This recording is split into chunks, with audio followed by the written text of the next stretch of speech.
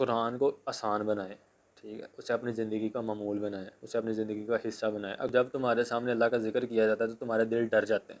سچے مومن کی نشانی بتا رہا ہوں آپ کو، جب ان کے سامنے اللہ کا ذکر کیا جاتا ہے تو ان کے دل ڈر جاتے ہیں، اور جب ان کو اللہ کی آیات پڑھ کر سنائی جاتی ہیں تو ان کے ایمان میں اضافہ ہوتا ہے۔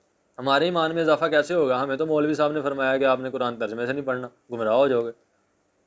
عربی ہمیں ویسے آتی نہیں کیونکہ ہماری مدر لینگویج نہیں ہے، تو ہمیں ایمان میں اضافہ ہمارے کیسے ہوگا؟ ہمارے اوپر سے پورا قرآن پڑھ کے گزار دیتے ہیں تراویحوں میں، ہمیں پتہ نہیں چلتا۔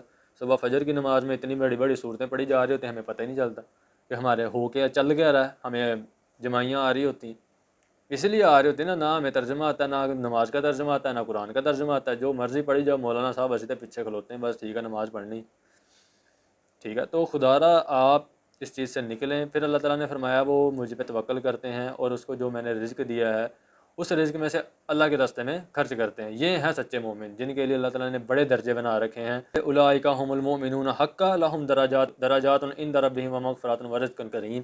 تو سچے مومن تو یہ ہیں۔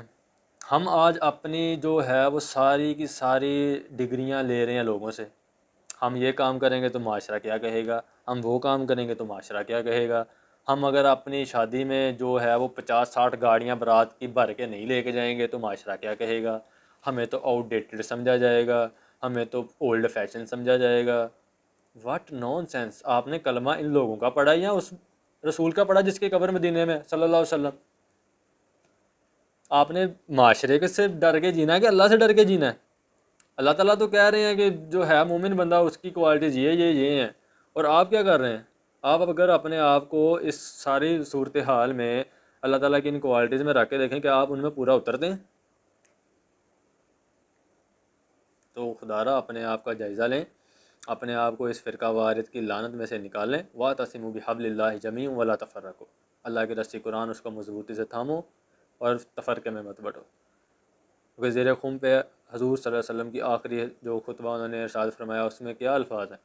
میں محمد رسول اللہ صلی اللہ علیہ وسلم اپنے بعد تمہارے اندر 2 باری چیزیں چھوڑ کے جا رہا ہوں، ایک اللہ کا قرآن، اللہ کی رسی، دوسرا اس کے نبی کی سنت، اور ایک روایت میں آتا ہے کہ اس کے اہل بیت، جو ان کو مضبوطی سے تھامے گا وہ ہدایت پہ دے گا، جو ان کو چھوڑ دے گا وہ گمراہ ہو جائے گا۔ نہ ہم نے قرآن کو پکڑا، نہ ہم نے اہل بیت کو چھوڑا، الا ماشاء اللہ۔ تو دیکھیں ہماری نجات کا، ہماری ہدایت کا، ہمارا ٹوٹل پیکج جو ہے وہ قرآن ہے۔ آپ کو کہیں اور سے ہدایت نہیں ملنی، کہیں اور سے کچھ نہیں ملنا۔ یہ موٹیویٹڈ یوتھ جو آج کل گھوم رہی ہے، ٹھیک ہے، اور یہ جو موٹیویشنل سپیکر گھوم رہے ہیں جو آپ کو پیسے کمانے کا ذریعہ بتا رہے ہیں کہ آپ نے پیسے کیسے کمانے ہیں اور آپ نے دنیا میں جو ہے وہ کول کیسے نظر آنا ہے، ٹھیک ہے، ان سے پوچھیں کہ آخرت کی کرنسی پیسے پوسے کوئی نہیں ہے، آخرت کی کرنسی نیکیاں ہیں۔ اور جب آپ زیادہ پیسے میں کھیلنا شروع کر دیتے ہیں تو اکثر لوگ اللہ کو بھول جاتے ہیں۔ جب آپ ضرورت سے آسائش اور آسائش سے نمائش میں جاتے ہیں نا، آپ اللہ کو بھول جاتے ہیں۔ آپ ضرورت سے آسائش تک تو چلے گئے، ٹھیک ہو گیا، اور ہم آسائش سے نمائش تک جاتے ہوئے ٹائم نہیں لگاتے، ایسے ہی جاتے ہیں نمائش میں۔ جب آپ نمائش میں گئے تو آپ کے پیچھے سارا کچھ ختم، کیا فائدہ آپ کی نیکیوں کا، کیا کرنا ہے آپ نے ان کا؟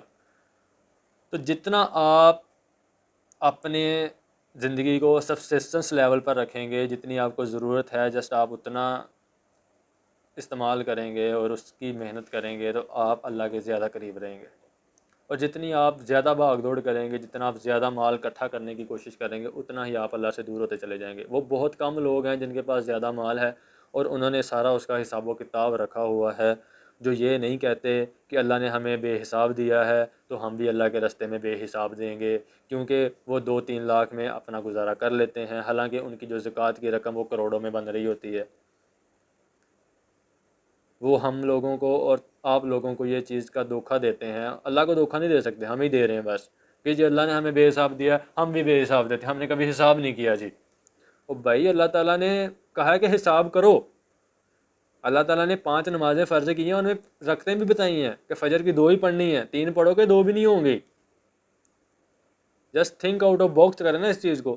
اگر آپ کہیں کہ جی میں اللہ کی محبت میں 3 پڑھوں گا جی فجر کی نمازیں، فجر کی جو فرض ہیں 2، میں 2 نہیں پڑھوں گا، میں 3 پڑھوں گا، بھائی آپ کی 2 بھی نہیں ہوں گی، آپ کو 2 کا حکم ہے 2 ہی پڑھنی ہے، ہاں اس کے بعد سنت جتنی مرضی پڑھتے رہو۔ پہلے جو فرض ہے آپ پہ زکوٰۃ جتنی فرض ہے، اگر کروڑ روپیہ آپ کے پاس پڑا ہے تو اس کی جو لاکھوں میں زکوٰۃ بنتی ہے وہ آپ نے لاکھ پہلے پوری کرنی ہے۔ جب آپ کی وہ رقم پوری ہو گئی ہے اس کے بعد آپ جتنی مرضی خراج کریں، آپ کو کوئی نہیں پوچھے گا۔ وہ بس اس چیز کو چھپا رہے ہوتے ہیں، اور باقی سارے معاملات بھی آپ مثالیں خود ہی آپ دیکھ لیں جو ہمارے معاشرے میں چل رہی ہیں تو آپ کو پتہ چل جائے گا۔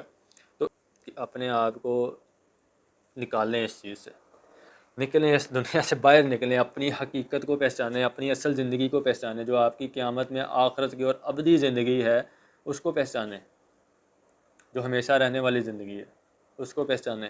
خدا را خود پڑھیں، جب تک آپ خود نہیں پڑھیں گے آپ کو سمجھ نہیں لگے گی، ٹھیک ہے؟ اور یہ جو آج ہمارے معاشرے میں یہ ڈرامہ کروایا جاتا ہے، ہمیں ٹوپی پہنائی جاتی ہے کہ آپ نے قرآن ڈائریکٹ نہیں پڑھنا، آپ گمراہ ہو جاؤ گے۔ قرآن میں اللہ تعالیٰ فرما رہے ہیں کہ میں نے اس قرآن کو آسان کر دیا ہے سمجھنے کے لیے، نصیحت حاصل کرنے کے لیے، عمل کرنے کے لیے۔ ہے کوئی نصیحت حاصل کرے؟ ہے جو کوئی اس پہ جو ہے وہ عمل کرے؟ ہمارے مولانا صاحب فرما رہے ہیں کہ آپ نے ڈائریکٹ نہیں پڑھنا، آپ گمراہ ہو جاؤ گے۔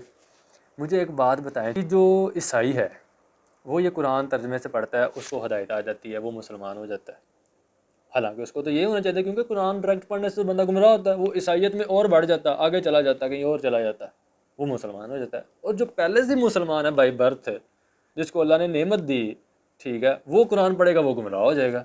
How known sense! آپ خود سوچیں، تھنک آؤٹ آف باکس کریں، ٹھیک ہے؟ ضروری نہیں ہے جو باتیں سوشل میڈیا پہ چل رہی ہیں وہ ساری ٹھیک ہیں۔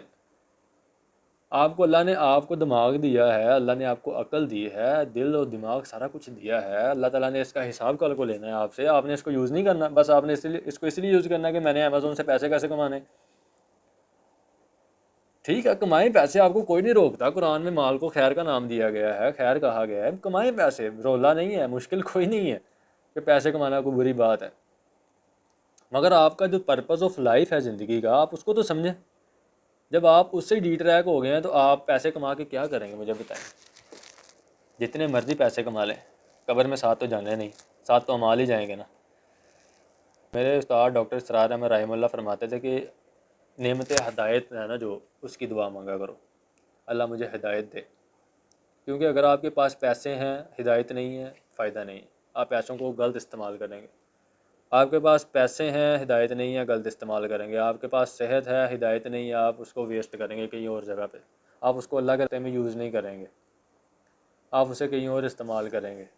آپ کے پاس سارا کچھ اویلیبل ہے، آپ کے پاس نعمت ہدایت نہیں ہے، اللہ تعالیٰ جو ہے نعمت ہدایت نہیں ہے، اس کا آپ کو کوئی فائدہ نہیں باقی ساری چیزوں کا۔ اور ہدایت الیٹ ترین چیز ہے دنیا کی، یہ ایسے نہیں مل جانی کہ رستے میں پڑی تھی جا کے اٹھا لو۔ اللہ تعالیٰ نے قرآن میں واضح طور پہ فرما دیا، والذین جاہدوا فینا لنہدینہم سبلنا، میری راہ میں کوشش کرو گے تو ہدایت دینی میں نے، پلیٹ میں رکھ کے کوئی نہیں دینی۔ پھر فرمایا انا ہدیناہ السبیل اما شاکرا و اما کفورا، ہدایت بھی واضح ہے، گمراہی بھی واضح ہے، اب چاہے شکر گزاری کے روش اختیار کرو، چاہے نہ شکری کی، مرضی تمہاری ہے۔ اس لیے ہمارا جو ایمان ہے وہ فرشتوں سے بہتر ہے، کیونکہ ہم اللہ تعالیٰ کو اپنی ول سے جو ہے وہ چوز کرتے ہیں۔